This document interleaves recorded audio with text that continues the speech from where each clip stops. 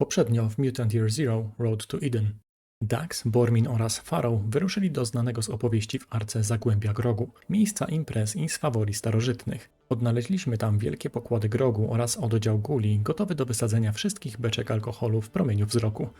Ciekawym znaleziskiem okazał się karabin laserowy Elysium, któremu używany do tej pory Rambino ustępuje pod każdym względem. Po kilku krótkich walkach szperacze odnaleźli kolejny już artefakt – dojarz grogu. Po wizycie w Zagłębiu wróciliśmy w obszar nazywany Metalowym Ptakiem, gdzie pozbyliśmy się przesiadującej tam grupki guli. Dzień dobry, cześć. Ja mam na imię Szymon i witam Was na kanale Gram do Kawy. A dziś wracamy do naszej przygody w świecie Mutant Year Zero Road to Eden i do naszego wyzwania No Damage.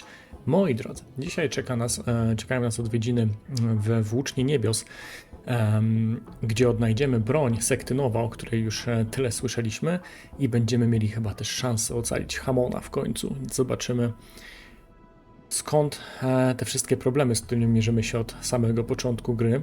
Tymczasem, jeśli chodzi o naszych szperaczy, którzy się dzisiaj z nami w drogę wybiorą, to będzie ich kilkoro. Będziemy ich zamieniać sobie. Zaczniemy od tego, że wymienimy Bormina na Magnusa. Magnus będzie nam potrzebny na samym początku, a potem już niekoniecznie. Będziemy też musieli pamiętać, żeby w pewnym momencie wymienić sobie Magnusa na Selmę, zanim wrócimy do Bormina, dlatego że Selma po ostatnich naszych akcjach ma cały czas cooldown na nerwowym strzale, na Twitch shocie i chcielibyśmy go zresetować na przyszłość, żebyśmy nie obudzili się z ręką w nocniku, więc będziemy mogli dzisiejsze akcje do tego wykorzystać. Jeśli chodzi o mutacje, bo dawno Magnusa nie używaliśmy, to możemy wykupić mu co bardziej użyteczne. Pierwsza z nich to będzie strzał w biegu, bo Magnusa też jest ona dostępna, a druga to będzie pasywka, cichy zabójca, którą znamy już od Daxa i Pharaoh. Więc bardzo użyteczna, natomiast Magnusa będziemy używać rzadziej, więc też rzadziej będziemy na tym polegać, ale niech sobie ma. Pasywkę mu oczywiście zostawimy jedną, jaką ma w tej chwili dostępną, więc właśnie cichego zabójcę. Natomiast jeżeli chodzi o umiejętność główną, to zmienimy mu na łańcuch błyskawic, bo będziemy potrzebowali jego 11 obrażeń, które jest w stanie zadać wrogom mechanicznym. Dobrze, to zatem mamy załatwione. Jeżeli chodzi o Daxa, zostaje nam cichy zabójca, zostaje nam wyłącznik, jest niezbędny podczas dzisiejszych przygód i zostają nam skrzydła ćmy i podobnie u Pharaoh zostają skrzydła ćmy, będzie nam potrzebny wyłącznik i zostawiamy jej cichego zabójcę. Jeśli chodzi o sam loadout, zostawiamy tak jak jest, niczego specjalnie nie musimy zmieniać, jeżeli będziemy się trzymać tego, co sobie wypracowałem, więc mam nadzieję, że nam się uda. W kwestii samych przedmiotów nic dodatkowego nam nie jest potrzebne, a zwłaszcza nie w tej chwili, ale będziemy wracać do Arki, żeby zrobić małe szacher-macher później, ale to przekonamy się już, jak wrócimy, co tam będzie nam potrzebne. I tak przygotowani, moi drodzy, wydaje mi się, że możemy wyruszyć. Upewnię się jeszcze raz, że wszystko mam ustawione tak, jakbym sobie tego życzył. Okej. Tak, wydaje mi się, że możemy lecieć. Dobra. Zatem Włócznia Niebios i zobaczmy, co tam na nas czeka. Cięcie. Mieliśmy już iść do Włóczni Niebios, jesteśmy przygotowani, natomiast ja dochodząc tam zorientowałem się, że jednak o czymś zapomniałem, więc wróciłem się.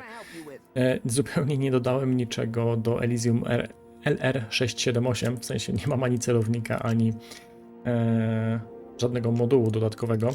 Zatem ustawiamy sobie celownik plus 15 punktów procentowych na trafienie krytyczne i zabieramy sobie jakikolwiek palnik czy cokolwiek prostego, byleby tylko dodać sobie ten jeden punkt do obrażeń krytycznych, bo jest nam to niezbędne, żeby zadać dokładnie jeden punkt więcej obrażeń. I tak przygotowani, teraz już finalnie możemy ruszać. Wybaczcie to małe cięcie.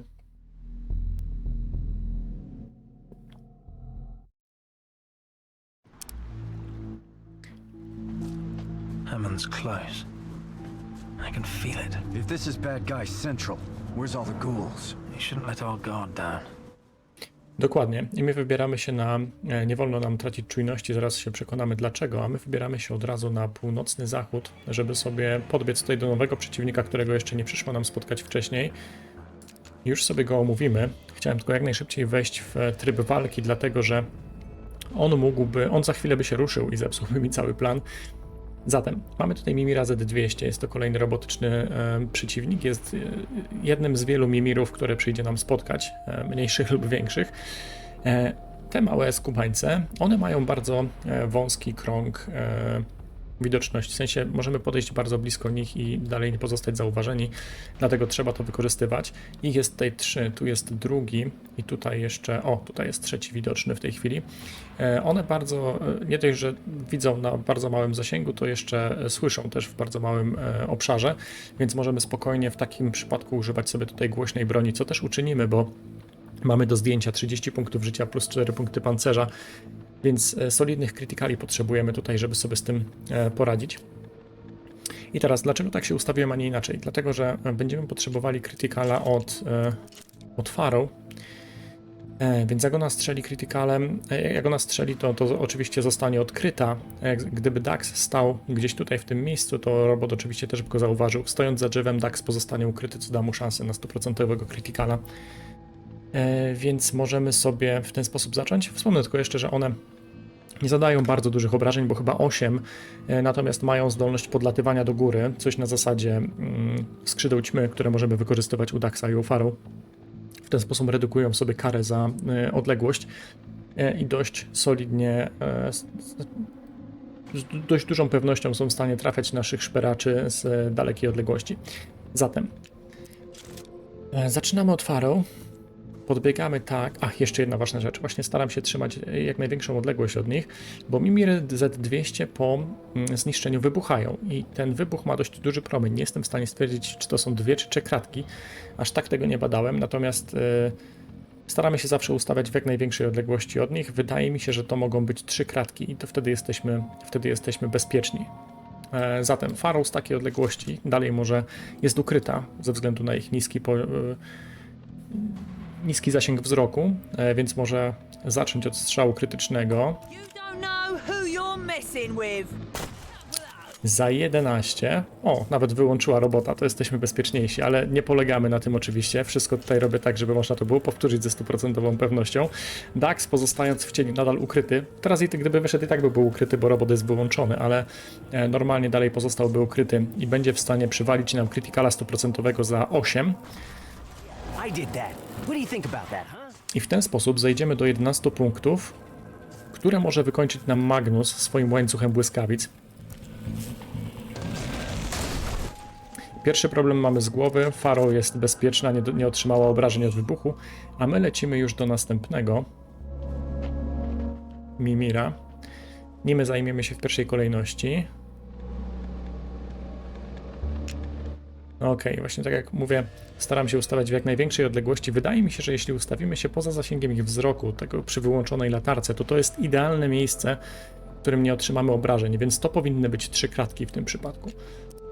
Ale tak jak mówię, nie badałem tego dokładnie. Mamy 100% szansę na trafienie, ale ponieważ nie możemy już teraz wykorzystać umiejętności Magnusa, to jednak będziemy musieli zagrać kartą bezpieczeństwa i wyłączyć robota, więc używamy sobie skrzydeł ćmy. I wyłączamy. Teraz oczywiście nie potrzebujemy już tych krytykali, ale mamy 3 kolejki przed sobą do zadawania obrażeń, ale oczywiście nie zaszkodzi, jeśli takowe wpadną.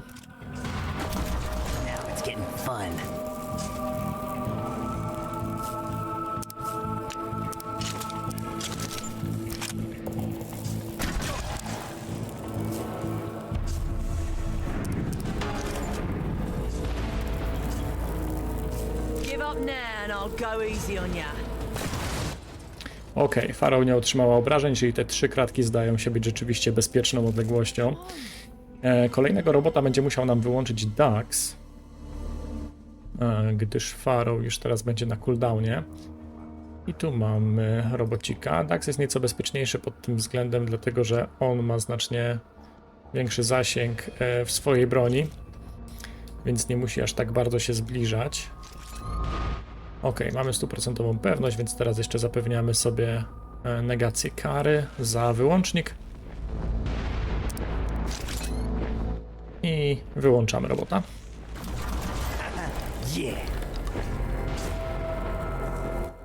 Ciekawe, tutaj Magnus już by mógł użyć swojej umiejętności, bo ona ma tylko 2 kile cooldownu, ale nie musimy wcale tego używać, więc nie będziemy tego robić. Okej, i teraz tak, Farał dobrze by było, żeby... Nie jestem pewien, jak to wygląda nie w linii prostej, natomiast w linii prostej przed chwilą odkryliśmy, że mamy 3 kratki, więc teoretycznie w tym miejscu będę bezpieczny. Czasem miałem wrażenie, jak przygotowywałem się do tego odcinka, że nie w linii prostej to czasami bywają 2 kratki, a na trzeciej już możemy oberwać, więc gdzieś tutaj po ukosie prawdopodobnie niekoniecznie bylibyśmy bezpieczni. Więc ja też nie ręczę za to. Najlepiej jest trzymać się po prostu jak najdalej, a nawet wykańczać sobie ich bronią cichą, jeśli mamy wątpliwości, a one są wyłączone. Tak czy inaczej, udało nam się pozbyć wszystkich 3 robotów, więc pierwszy etap na tej planszy mamy, można powiedzieć, zakończony. Teraz tak, Magnusa zamieniamy sobie na Selmę, tak jak wspomniałem na początku odcinka.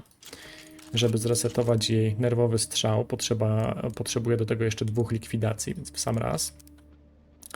I teraz zaczynamy w ogóle sobie dopiero zbieranie rzeczy. Tych rzeczy, ta plansza Włócznia Niebios, ona jest stosunkowo duża i tych rzeczy do podniesienia tutaj, jakby w porównaniu do tego, jak duża jest ta plansza, wcale nie ma tak dużo.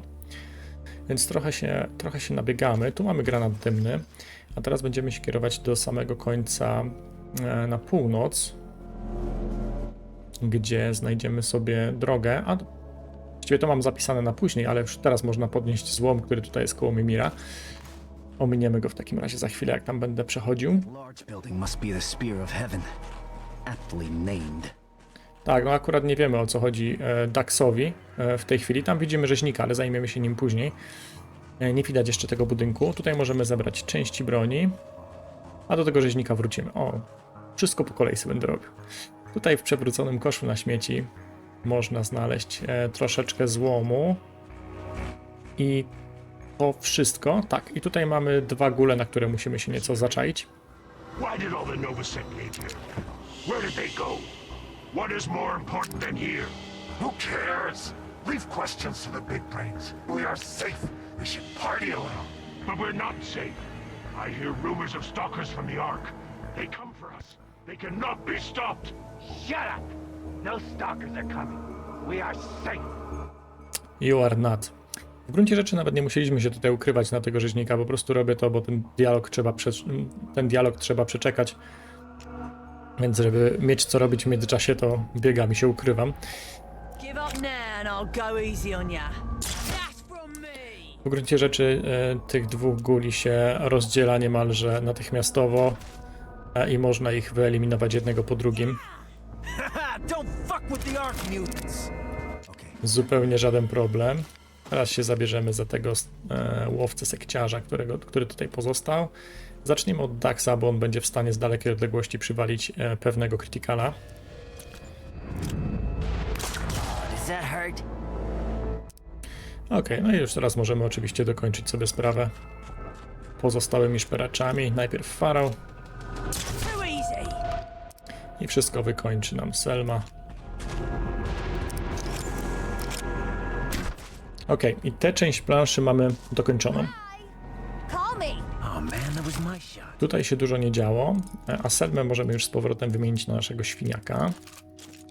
Także witaj z powrotem, panie Borminie. Zbieramy to, co wypadło w postaci części broni i idziemy po kolejny lód. Tutaj obok taksówki mamy trochę złomu. How did they seal up this house to keep the bad stuff out? And the bad stuff in? Ciężko stwierdzić, chociaż jak to była kwarantanna, to raczej bad stuff in. Dobra, tutaj u góry na piętrze mamy części broni. Tu na dole jest problem z zebraniem rzeczy. Tutaj jest złom, o tu, a tutaj kawałek dalej jest granat dymny, który czasem ciężko jest podnieść. Dobra, teraz się udało bez problemu. I kontynuujemy naszą drogę na południowy zachód. Tutaj będą 2 samochody policyjne i za tym, który jest dalej od nas, znajdziemy troszeczkę złomu. O, tu. Idziemy sobie dalej brzegiem planszy w kierunku zachodnim, koło tego słupa, tutaj masztu, tutaj też jest nieco złomu. Odbijamy w stronę północną, dojdziemy do cmentarza, przy którym zbierzemy części broni. Ok, i tutaj czeka nas dalsza część akcji. Na północny wschód widać tam 2 piromanów. Jak podejdziemy, to oni zaczną ze sobą rozmawiać. My natomiast musimy się na nich zaczaić, żeby jakoś rozsądnie się ich pozbyć. Potrzebujemy raptem 1 krytykala, więc nie musimy tutaj jakoś bardzo uważać. Jedyne, co dobrze by było, o co dobrze by było zadbać, to żeby zachować jednak odległość między sobą, bo wiadomo, że piromanek ginie, to upuszcza nam butelkę z mołotowem, która mogłaby nas uszkodzić. Zatem aktywujemy sobie dialog. If the prisoner is from the Ark, we should kill him, not bring him here. The prisoner has big brains, even bigger than the Nova Sect. They need his brain to figure out the weapon, make it go boom. Where is this big brain? They took him below. They will make him hurt. Mowa oczywiście o Hamonie, którego niebawem będziemy starali się uwolnić, więc dobrze wiedzieć, że tutaj jest oczywiście, a piroman sekciarz za chwilę skieruje się w naszą stronę i tutaj się nim zajmiemy. Czekamy tylko, aż znajdzie się w odpowiednim miejscu. Może zaczniemy sobie Daxem, bo dlaczego nie?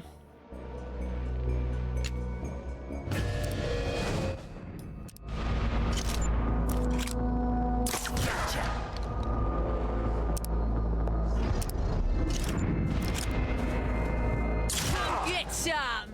I wszystko wykończy nam Bormin.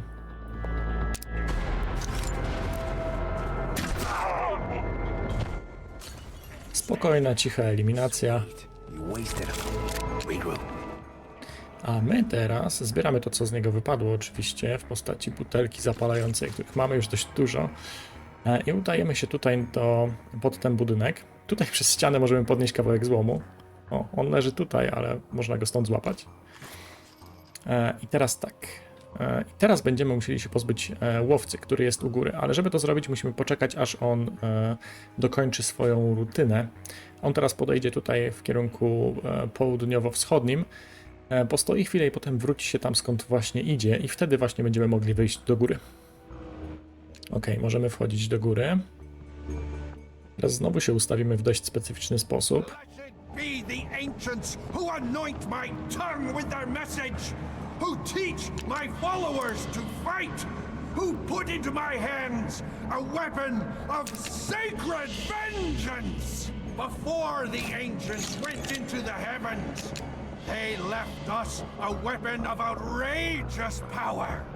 Below us, the smart stalker's mind has weakened, revealing where the sacred numbers are kept. The numbers will awaken the weapon and cleanse the zone! Rejoice! We know the location of the sacred numbers! Priestess Plutonia rushes there now to retrieve them. Send her your prayers, children. Musiałem mu już przerwać. W każdym razie, nie wiem, czy zauważyliście, mówił też o Plutonii, a Plutonia była wspomniana w tych notatkach, które zbieraliśmy właściwie w tych nagraniach głosowych, jako ta zbuntowana, która ma zamiar właśnie wykorzystać tę broń, by oczyścić całą zonę, a o tym dowiemy się już więcej niebawem. Ustawiliśmy się w taki sposób, ja w ogóle się w taki dziwny sposób tutaj ustawiam, dlatego że jak zaczynałem z tą planszą, to robiłem różne modyfikacje broni, żeby mi te wszystkie taktyki zadziałały. I jedną z tych modyfikacji było pozbycie się z broni cichej tych modułów, które dodają mi 2 punkty obrażeń krytycznych. W związku z tym miałem tylko 1 punkt obrażeń krytycznych więcej i potrzebowałem 2 krytykali, żeby pozbyć się na przykład takiego łowcy. Dlatego szukałem tych takich rogów, w których mogę się poustawiać tak, żeby być w stanie 2% krytykale zadać, a potem się zorientowałem, że wcale nie muszę tych modyfikacji przekładać, mogę sobie zostawić te dodatkowe 2 punkty obrażeń krytycznych na broniach cichych i tak sobie ze wszystkim poradzę, ale już z przyzwyczajenia właśnie robię to dokładnie w taki sposób, Więc gdybyście potrzebowali 2 krytykali na przykład tutaj, to nie wiem, czy zauważyliście, jak łowca przeszedł blisko tej Farrow w tym miejscu i tak jej nie odkrył, więc ona może stać tutaj, jest ukryta, Dax jest tutaj ukryty, Bormin wcale nie musiał być ukryty. I dzięki temu od tych 2 ukrytych szperaczy będziemy w stanie uzyskać 2 krytyczne strzały.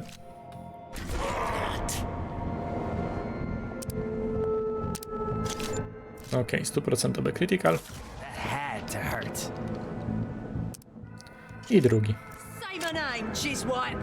It's Farrow. Simply beautiful. Podchodząc do tego balkoniku, w tym miejscu znalazłem jeszcze części broni. To tak, gdyby ktoś przegapił ten fragment. A teraz udajemy się tu i zapewniamy sobie najprostszą eliminację chyba na tej planszy. You don't know who you're messing with. That's gotta hurt. Wszystkie 3 postacie są ukryte, co zazwyczaj skutkuje trzema potrójnym krytykalem w tym miejscu.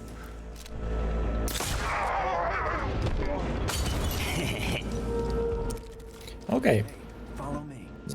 Zbiegamy na dół, podnosimy sobie kolejną butelkę zapalającą z tego pyro i teraz udajemy się w kierunku północnym. I tutaj można sobie po drodze zebrać kawałeczek złomu, który tutaj leży. I teraz zajmiemy się tym rzeźnikiem, którego widzieliśmy wcześniej. On sobie tutaj spaceruje, możemy sobie bez problemu do niego podejść. On jest dość mocno odizolowany, a ponieważ ma tylko 14 punktów życia, to zupełnie nie stanowi dla nas żadnego wyzwania. I'm the hero, you're the zero. That was awesome. Patrzę tylko, czy coś przegapiłem do zebrania, ale chyba nie. Przynajmniej tak wnioskuję z moich notatek. I tutaj w kierunku zachodnim mamy jednego strzelca jeszcze do wyeliminowania i zaczniemy sobie oczywiście Daxem, w związku z tym, że on z dość daleka jest w stanie te strzały krytyczne sobie zapewniać. O, tutaj w grę wszedł akurat moduł, który daje nam szansę na odrzucenie przeciwnika, ale oczywiście nic wielkiego się nie dzieje, bo możemy po prostu podbiec. That's right.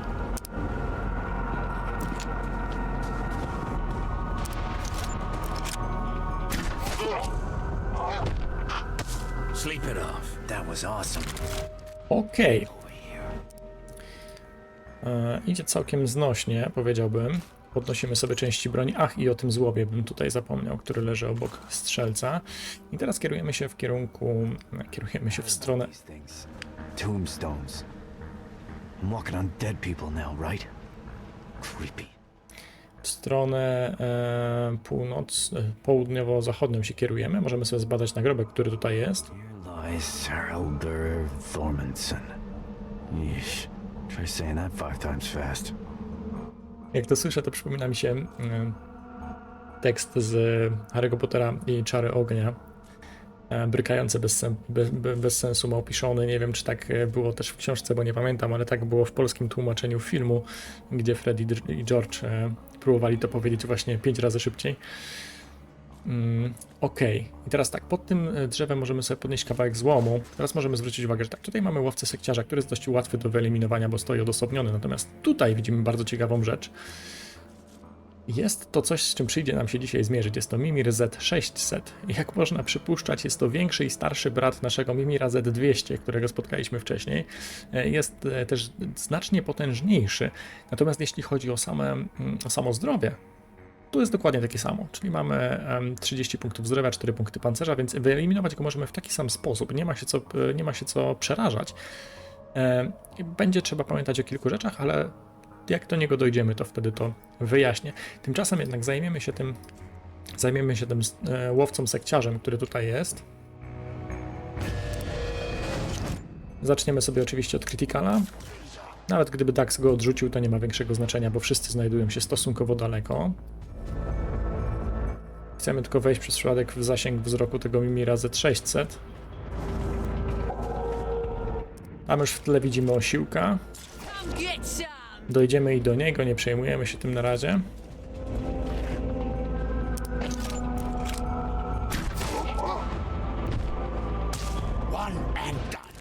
Okej. Zbieramy to, co z niego wypadło w postaci złomu. i wybieramy się w kierunku południowym. Tutaj możemy zbadać kolejną rzecz. Wait a minute. Why is steam coming out of these graves? Ok, mamy części broni tutaj w domku i dalej idziemy wzdłuż brzegu, bo wydaje mi się... Tak. Tutaj będzie jeszcze jedna rzecz do zebrania, zanim się weźmiemy za eliminację tych guli. O, tutaj w wódce możemy sobie zebrać jeszcze kawałeczek złomu. I teraz możemy się wziąć za eliminowanie pozostałych tutaj wrogów. Zaczniemy sobie od rzeźnika, więc sprawa bardzo prosta, ale może nie będę zaczynał od Daxa, bo Dax go odrzuci, będę musiał biegać za daleko. Niech zacznie nam to wszystko Pharaoh. A Bormin z uwagi na wysoki zasięg na swojej kuszy może nam dokończyć stąd. Okej. I teraz warto sprawdzić, w którą stronę się ten sekciarz łowca tutaj uda. Zbieramy sobie złom. Okej, idzie w tę stronę, więc tutaj się na niego przyczaimy. Dobra, wystarczy. A przynajmniej tak myślę. Czy Bormin będzie miał 100% strzał? Będzie miał. Okej, już się bałem, że być może on stanie przy tym kamieniu, wtedy byśmy mieli... Bormin by tu nie był w stanie wybiec, a tak kamień by się liczył jako niska osłona, nie mielibyśmy 100% strzału. Ale na szczęście wszystko jest tak jak trzeba. Zatem wybiegamy Borminem. I tutaj znowu powinniśmy mieć dwa pewne krytykale, ewentualnie Pharaoh nie będzie miała zasięgu, ale powinna mieć. Dokładnie. The beautiful weapon. Okej. I mamy właściwie większość tego terenu wyczyszczone, ale nie odwiedzaliśmy jeszcze tego kościoła, tam gdzie ten brat tak się darł na początku, jak byliśmy tam na balkoniku. Dlatego zanim się wrócimy do Arki, bo to już jest najwyższy czas, żeby do tej Arki się wrócić, to zajrzymy sobie do tego kościoła i zobaczymy, jak to tutaj wszystko wygląda, żebyście mieli kontekst do zmian, które będę za chwilę robił. Strzelec wisi w powietrzu, znaczy on leży na górze, ale śmiesznie to wygląda. Okej, tu mamy dwóch przeciwników. Mamy jednego z dwóch lokalnych bossów, kardynała Hansena, za drugiego można uznać Mimira Z600. Mamy łowcę sekciarza. A tutaj problem, dość długo się zastanawiałem, jak do tego podejść i rozwikłałem tę zagadkę. Znalazłem dwa sposoby, jak można sobie z nimi poradzić. Wykorzystamy jeden z nich, ale żeby to zrobić, musimy się właśnie wrócić do Arki. Dobrze, i teraz w Arce, w związku z tym, moi drodzy, że gdzieś w międzyczasie wpadł nam poziom 50, akurat po tych wszystkich eliminacjach, to w sklepie Iridii pojawiły się nowe rzeczy i zaraz sobie je sprawdzimy. Natomiast jeśli chodzi o samego Daxa, to będziemy potrzebowali wykupić mu umiejętność Kameleon. Zyskujesz niewidzialność do momentu twojego ataku. Masz w sobie coś z głowonoga. Dzięki chromatoforom w twojej skórze możesz idealnie zlać się z otoczeniem. W spowitej smogiem ciemności strefy ledwo cię wtedy widać. Zatem od tego sobie zaczniemy, że tego Kameleona weźmiemy i oczywiście go w niego wyposażymy, bo będzie nam to za chwilę niezbędne. Nic więcej tutaj nie zmieniamy. Tak mi się przynajmniej wydaje na razie. Tak. Ach, jeśli chodzi o Pharaoh, widzicie, zapomniałem. A byłoby trochę prościej, a i tak wszystko było tak jak trzeba. U Pharaoh zajmiemy się wykupieniem statystyk, dlatego że możemy już drugi raz dokupić sobie zwiększenie szansy na trafienie krytyczne o 10 punktów procentowych. Zatem inwestujemy w to, bo jest tego warte po prostu. Daxem możemy też wykupić kolejną pasywkę, bo właściwie już nie mamy na co wydawać tych punktów, więc dlaczego nie, ale nie zmieniamy jej oczywiście. I teraz tak, u Pharaoh wszystko zostaje tak jak było, u Bormina też wszystko, no nie do końca, ale to zaraz się o tym przekonamy. Idźmy najpierw do sklepu Iridii. So good to see you, stalkers. I teraz jak spojrzymy na nowe rzeczy, które tutaj do tego sklepu nam przyszły, to mamy po pierwsze celownik Mimir CR33, to jest ten, który zebraliśmy ostatnio w Szklarskiej Porębie i to jest najlepszy celownik w tej grze i możemy go kupić sobie po prostu w sklepie, więc oczywiście robimy to niezwłocznie. I mamy też nową broń, GJR 666, nie widzieliśmy jej jeszcze. Co więcej, ona jest do kupienia na trzecim poziomie, na trzecim poziomie, jest maksymalnie ulepszona już w samym sklepie i kosztuje nas tylko złom, nie kosztuje nas części, a że tego złomu i tak nie wydajemy właściwie na nic, to myślę, że warto się w tę broń zaopatrzyć. To jest karabin snajperski, ma co prawda tylko jeden strzał w magazynku, ale jest niezwykle użyteczny. Zasięg 20 bez żadnych ulepszeń. Obrażenia krytyczne na poziomie 14 i bazowa szansa na trafienie krytyczne również 20%, więc wydaje mi się to całkiem niezły zakup. Until next time. I mając już to wszystko, możemy sobie dokonać pewnych modyfikacji. Po pierwsze, ten celownik, który sobie wzięliśmy, podrzucimy go właśnie na tę snajperkę, to nam się za chwilę przyda. Prawdopodobnie będziemy go przerzucać z broni na broń. Zobaczymy jeszcze, jak pójdzie na kolejnych planszach, ale wydaje mi się, że to będzie modyfikacja, którą często będziemy zamieniać w zależności od potrzeb. Jeżeli chodzi o dodatkowe rzeczy, to możemy się pozbyć już tej dubeltówki, którą mamy na poziomie 2. Ona nam do niczego już nie będzie potrzebna. Mamy 160 części broni, więc wydaje mi się, że spokojnie możemy sobie ulepszyć nasze Elysium. Na poziomie 3 jest już dosyć mocne. I teraz tak, tej dubeltówki używać nie będziemy, zastąpi nam ją Elysium tak naprawdę. Będziemy mieli 3 bronie główne, więc możemy ją sprzedać. Znaczy raczej rozmontować. Bormin nie używa, to za chwilę to zrobimy. Do tej snajperki dodamy sobie cokolwiek, co zwiększy jej obrażenia krytyczne do 15. To wystarczy. Przynajmniej na razie. I teraz tak. Zamieńmy sobie to, co nasi bohaterowie noszą. Snajperka pójdzie w ręce Daxa. Dubeltówkę weźmiemy Borminowi i przekażemy mu Elysium tymczasowo. Natomiast jeśli chodzi o... Albo nie, może zrobimy to inaczej. W sumie jeszcze tego nie próbowałem, ale to nie jest głupi pomysł. Dubeltówka ma niski zasięg. Ma największe obrażenia krytyczne, to prawda. Ale... Bo teraz jeszcze to już rozkminiam sobie też na przyszłość. Elysium ma większy zasięg. Dużo większy niż dubeltówka, więc łatwiej byłoby Farą z większej odległości używać jej do zapewnienia sobie strzałów krytycznych. To tak na przyszłość sobie koduję w głowie. Póki co Elysium idzie do Bormina, pukawka zostaje u Farą, a Dax będzie miał swojego GRJ 666. Umiejętności... Mamy kameleona, mamy wyłącznik, mamy wieprznięcie niezbędne nam teraz i nerwowy strzał niepotrzebny, ale niech zostanie. Mamy skrzydła ćmy i mamy wyłącznik, które również będą niezbędne. Co ja gadam? Ok, i wydaje mi się, że to już chyba wszystko. Tak, niczego więcej nie będziemy potrzebować. I teraz, moi drodzy, teraz wracamy do Włóczni Niebios. I mam nadzieję, że wszystko się uda. Widzimy się w kościele.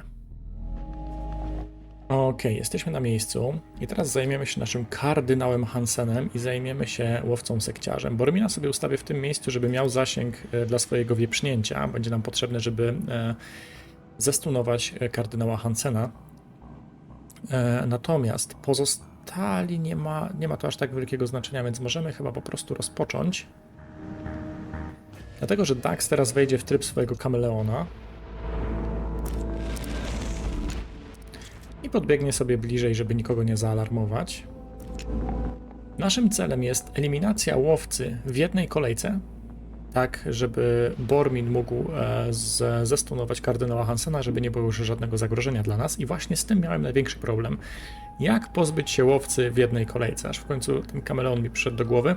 Wcześniej jeszcze przekładałem ten celownik Mimir CR33 na strzelbę i dochodziłem do rozwiązania, że jeśli Daxa ustawimy w tym miejscu, dokładnie w tym miejscu, przy tej krawędzi okna, co jest trudne, bo łowca ma tutaj zasięg wzroku, więc trzeba wejść i dosłownie w ostatniej chwili ukryć Daxa, to Dax, używając strzelby z tym celownikiem Mimir CR33, będzie w stanie krytycznie ranić tego łowcę. Wtedy pozostali mogą go dobić stąd, ale z kameleonem jest znacznie mniej kombinowania, więc w ten sposób to sobie zrobimy. Póki co Dax jest ukryty do momentu ataku, więc Bormina ignorujemy. Farą możemy sobie ukryć. I nasza kolejka znowu, więc Daxem sobie właściwie nawet nie musimy się ruszać z miejsca, po prostu strzelamy do łowcy.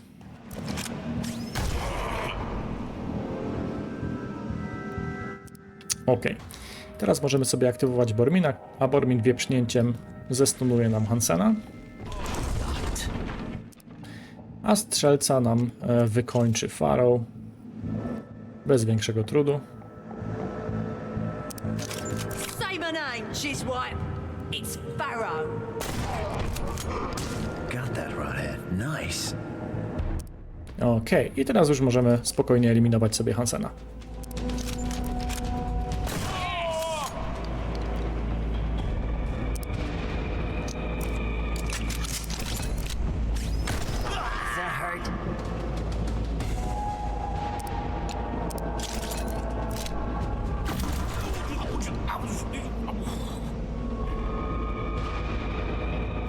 I po robocie.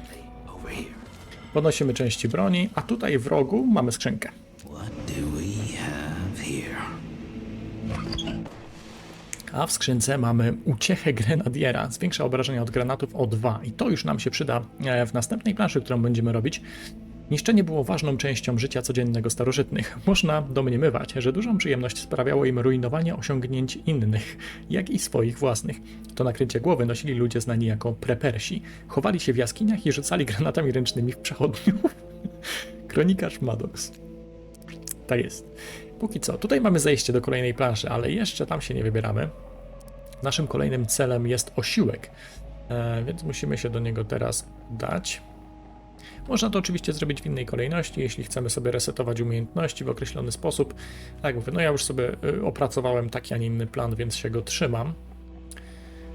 I teraz jeśli chodzi o tego osiłka, to musimy również podejść do tego w bardzo określony sposób. Dlaczego? Dlatego, że co prawda musimy tu używać broni głośnej, my nie jesteśmy w stanie go za bardzo zestunować, więc musimy używać broni głośnej.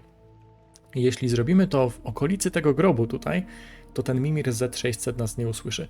Gdybyśmy robili to na przykład spod tego drzewa, to już może być problem, a dalej to jeszcze, to już kompletnie. Jeszcze o jednej rzeczy zapomniałem. Tutaj jak pójdziemy do końca, to znajdziemy trochę części broni, czy złomu? Złomu. To o tym jeszcze zapomniałem. Więc tak, warto się trzymać tych określonych miejsc.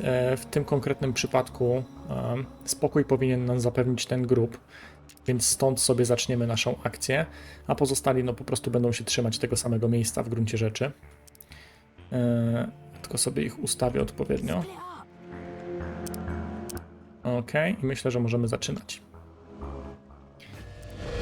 Teraz, jeśli się nie pomyliłem w obliczeniach, mam nadzieję, że tak się nie stało, to sprawdźmy to.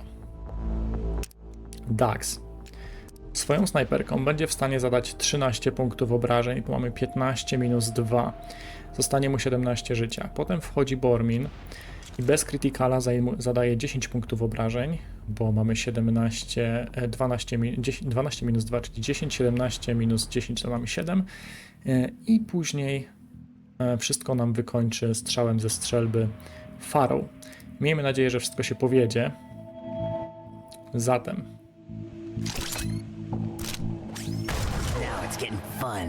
Ok, Mimir się nie uruchomił, czyli lokalizacja mi się potwierdziła.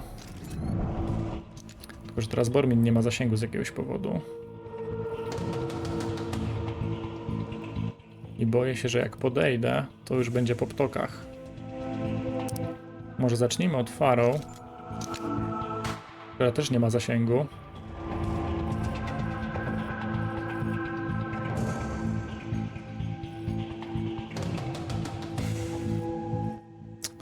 Coś tu chyba sknociłem.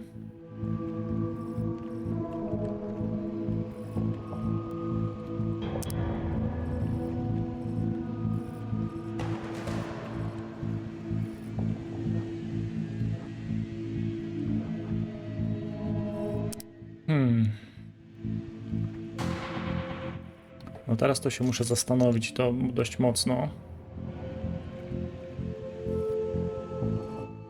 A, Pharaoh ma tutaj 75 punktów procentowych, 75%. Więc stąd, jak podlecę skrzydłami do góry, to powinienem mieć 100.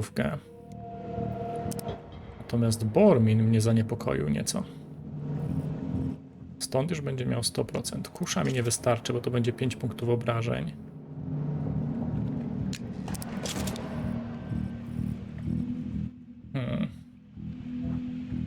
No nic, będzie trzeba spróbować.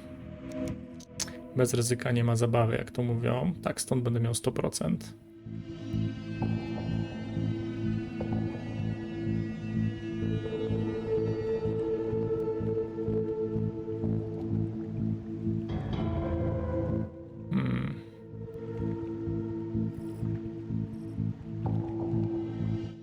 No dobrze, więc zacznijmy sobie.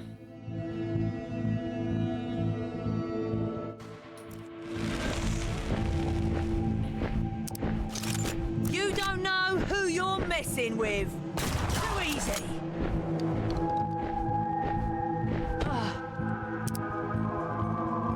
No i zostaje nam Bormin, który, kurde, mi trochę napędza stracha, prawdę mówiąc.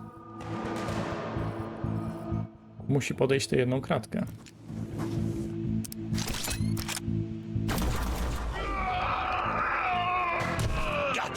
Cleanly done. Możliwe, że się pomyliłem o tą jedną kratkę i sam sobie napędziłem niepotrzebnie stracha. Możliwe, że chodziło o tą jedną kratkę bliżej, a ja coś sobie ubzdurałem w głowie, że to musiało być konkretnie przy tym nagrobku. Więc tak, to jest ponownie do powtórzenia. Ten Critical Pharaoh oczywiście nie musiał wystąpić, nie polegamy na nim w żadnym wypadku. Natomiast teraz, tylko teraz będę musiał pamiętać o tym, że zużyłem te skrzydła ćmy. Być może jak testowałem, to miałem inny celownik założony. To mogłoby wyjaśnić nam sprawę. Bo teraz tak, Pharaoh zużyła skrzydła ćmy, które mogą nam być potrzebne. To jest chyba coś nie tak. Dlaczego mamy 3×3?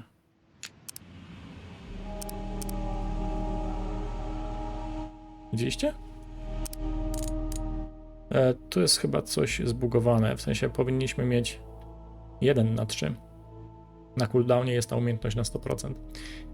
Więc będziemy musieli się zatroszczyć o to, bo możliwe, znaczy na pewno będę potrzebował w następnym odcinku tych skrzydeł ćmy, ale do tego czasu będziemy musieli je zresetować, więc będzie trzeba o tym pamiętać. Natomiast teraz Dax potrzebuje skrzydeł ćmy, żeby ze 100% pewnością wyłączyć nam tego Mimira. No dobra, poradzimy sobie w takiej sytuacji. Nie takie rzeczy już robiliśmy. Teraz tak, jeśli chodzi o tego Mimira Z600, z którym sobie tutaj teraz musimy poradzić, to trzeba pamiętać o jednej bardzo ważnej rzeczy. On też wybucha. Tylko on jak wybucha, to naprawdę robi sieczkę. I taką bezpieczną odległością, z której możemy go sobie zestrzelić, jest ta ławka. On tę ławkę zniszczy, ale za tę ławkę już jego wybuch nie dosięgnie. Zatem to tutaj się właśnie ustawię Daxem i w tej samej linii będę musiał pamiętać, żeby ustawić też Bormina i Pharaoh.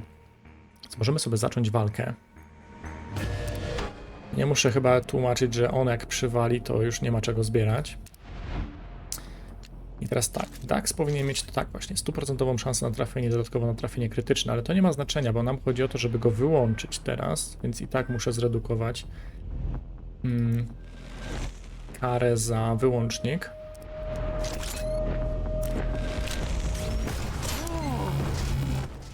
Ok, Mimir jest teraz wyłączony, jest zupełnie niegroźny. Teraz muszę tylko pamiętać o tym, żeby przez przypadek nie zestrzelić go całkowicie, kiedy nie jesteśmy wystarczająco wycofani. Więc chodzi mi o to, żeby zbić go na tyle, żeby Dax mógł go sobie spokojnie wyeliminować z takiej odległości. Więc jak Pharaoh jeszcze teraz przywali, to będzie dobrze, tylko żeby nie zrobiła tego krytykalem, bo jak zrobi to krytykalem, to może być problem. Więc użyjemy broni cichej. A widzicie? I udało jej się krytykala przywalić. Ok, i teraz wycofujemy się poza zasięg wybuchu. Tak jak mówię, ta ławka to powinna być wystarczająca przestrzeń, żeby uniknąć obrażeń. Mam nadzieję, że tak będzie.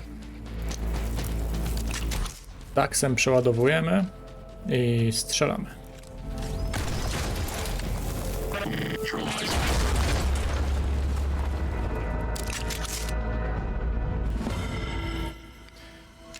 Dobra, można przestać się stresować. Ok, podnosimy sobie z niego części broni w ilości aż 10, więc dość sporo. Już teraz mamy 84, więc gdyby wpadła nam jakaś nowa pukawka, to możemy ją od razu właściwie na maksimum ulepszyć. Jeszcze nam brakuje tylko 6. Tutaj był jeszcze kawałeczek złomu i to jest wszystko, co możemy tutaj zebrać. Zatem wybieramy się teraz do tego włazu, który widzieliśmy wcześniej w katedrze. No dość długi nam wyszedł odcinek, no ale taka plansza. Było tutaj co robić. Sprawdźmy, jak teraz wygląda cooldown. U Daxa też się coś porobiło. Widzicie, skrzydła ćmy 3×3, ale wyłącznik już jest jakby podliczył normalnie. coś jest nie tak.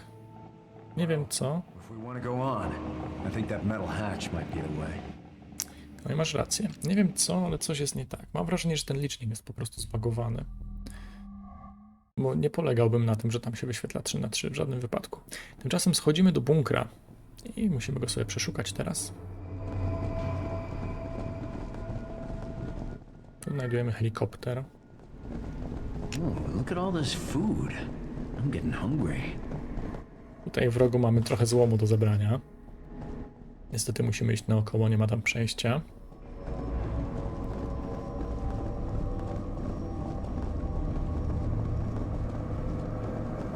W helikopterze możemy znaleźć trochę części broni.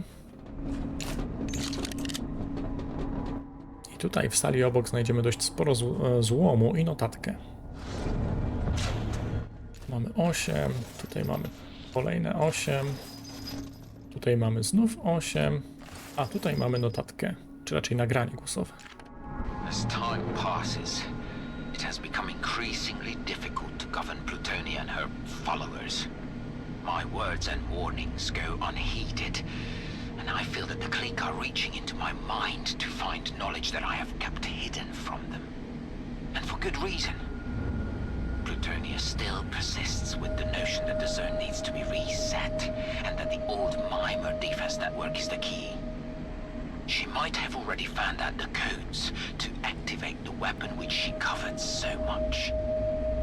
Unable to euthanize the insurgents, my only choice is to gather the compliant subjects and meet at the arranged location. Jak widzimy, Plutonia była chyba dość mocno zdecydowana, by użyć tej broni. I've dreamed of this star. Wait, I wasn't dreaming. I was remembering. I've been here before. This is trippy. I might need to sit down. Nie ma czasu na siadanie, Dax. Mimer Enclave. Okay. I think that's the name of the ancients who built this place. An enclave is kind of like a posse, right?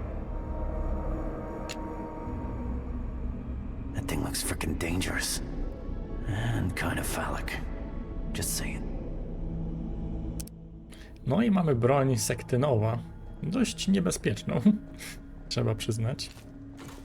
Na szczęście nie będziemy jej uruchamiać w żadnym wypadku. Chcemy zapobiec temu, żeby została uruchomiona, to przede wszystkim. Tutaj możemy znaleźć artefakt, pierwszy raz od dłuższego czasu. Święta Księga Napraw, księgę zatytułowaną Jak to działa, mogli studiować tylko najbardziej uznani spośród starożytnych uczonych. Tłumaczyła, jak naprawić niezwykle zaawansowane starożytne urządzenia.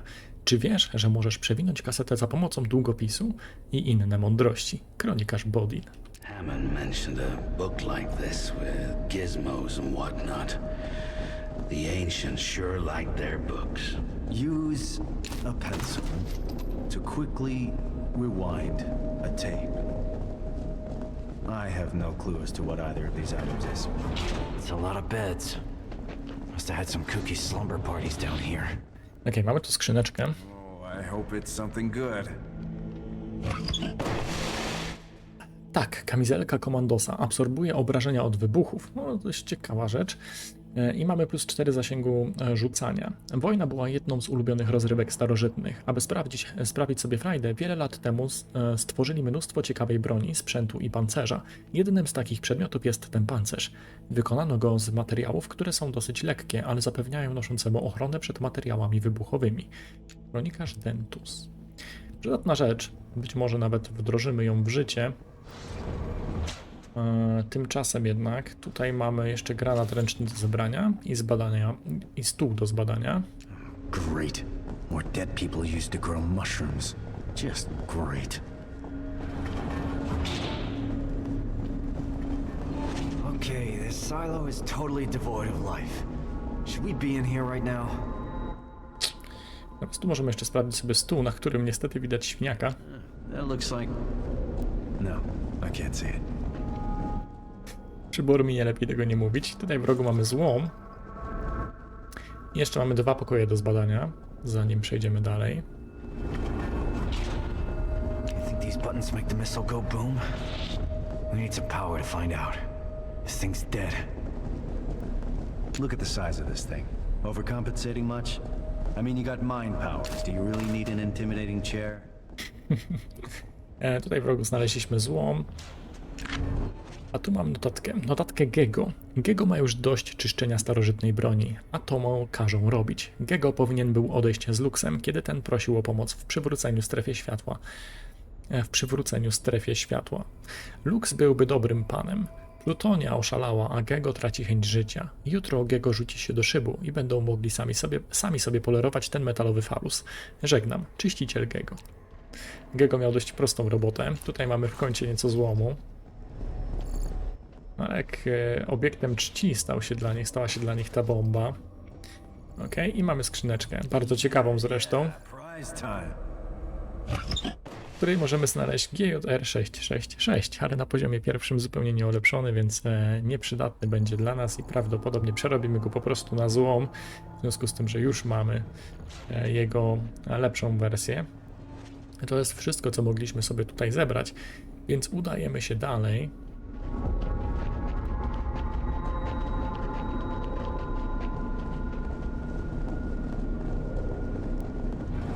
Novitech psycho said Hammond was around here. Keep your eyes open.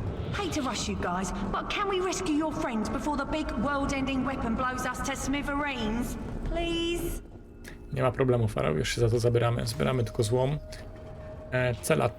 Ta pierwsza cela jest pusta, w tej drugiej celi możemy znaleźć kawałek złomu. A w trzeciej celi... Well, if it ain't Hammond himself. Finally. We have to find a way to save him. Hammond's barely alive when we find him. But we find him. We find him as a team. With Hammond, the Ark's heart can start beating again. We think our mission is complete, but Hammond insists on telling us a secret. A secret that rips a hole through the middle of my life. He tells us he's been to Eden. Yes, the Eden. The mythical place beyond the zone where the secrets to life are kept. He says Eden is a base for the ancients, who are very much alive and creating the mimer machines we've been seeing. He says the ancients do know the secrets to life, but not human life. Mutant life. Me, Pharaoh, Selma, Magnus. Our ears perk up. If ducks had ears, they'd perk up too. Us mutants don't remember jack about our pasts. We're walking amnesiacs. We wonder why some of us look like animals, and others have powers we don't understand. Finding out who we are sounds like the quest of a lifetime, or a very big mistake. There's a problem. Hammond tells us the Novasec probed his mind, stole the location of Eden from his thoughts. They're headed there now, determined to unleash the power of the ancients and cleanse the zone, which means killing everyone inside the Ark. Our home. He says there's one chance to beat the Novasec to the gates of Eden. Go through the Forbidden City, he says. It's a shortcut and the Novasec are too scared to go through. That doesn't make me feel too good. Hammond begs us not to tell the Elder, because the Elder won't accept the truth. Our mission was a man. Now it's Eden. We have one final journey to save the Ark. But if us stalkers discover who we really are, will we want to come back?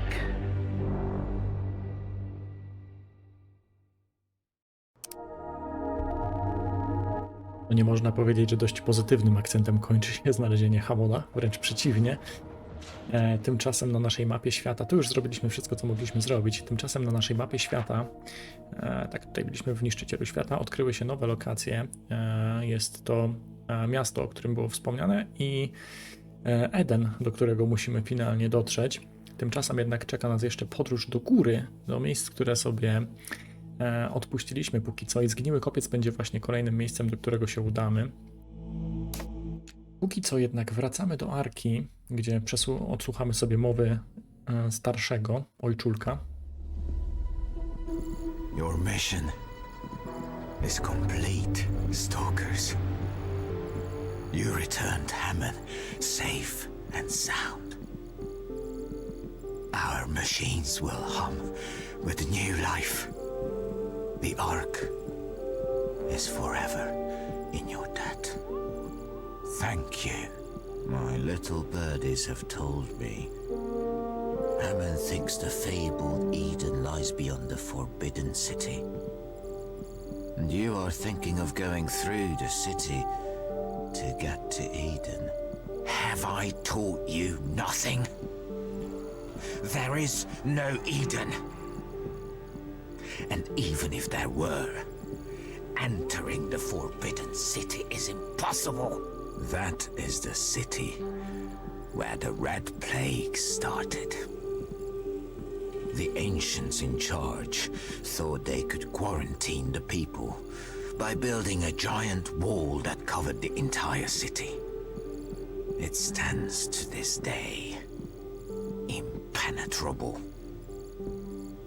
You should stay at the Ark and heal your wounds. No more adventures.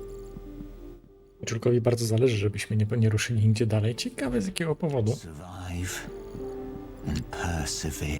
Tymczasem, moi drodzy, ten odcinek już wystarczająco długo trwa, jak na standardową długość odcinka Mutantów, więc my udamy się jeszcze tylko na szybko do baru Pripa. Well, look what the Zone Wolf dragged in. Good to see you. W związku z tym, że mamy 2 punkty artefaktów dostępne, to możemy sobie wykupić następne ulepszenie i będzie to rzeźnik, plus 10 punktów procentowych szans na trafienie krytyczne przeciwko istotom żywym. Coś niezwykle cennego, co oczywiście nam się może przydać. Podobny jest technofob, tylko że występuje to... Technofob daje nam tę samą szansę, tylko przeciwko wrogom mechanicznym. Natomiast żywych spotykamy nieco częściej, więc to właśnie na tym się skupimy, przynajmniej na razie. Have a swell time out there. I myślę, że na tym możemy sobie już ten odcinek zakończyć. Także moi drodzy, ja wam bardzo serdecznie dziękuję za towarzystwo i mam nadzieję, że wam się podobało. Jeżeli tak było i podoba wam się to, co robię na moim kanale, to gorąco zachęcam do jego subskrypcji. A jeżeli już jesteście subskrybentami, a chcielibyście wesprzeć mnie nieco bardziej, to oczywiście jest taka możliwość. W tej chwili jest to możliwe za pośrednictwem programu wsparcia oferowanego przez YouTube, bądź za pośrednictwem serwisu Buy Coffee. Wszystkie niezbędne informacje znajdziecie oczywiście w opisie tego odcinka, a ja już się z wami żegnam. Zapraszam na kolejny i do zobaczenia, do usłyszenia następnym razem. Trzymajcie się, cześć!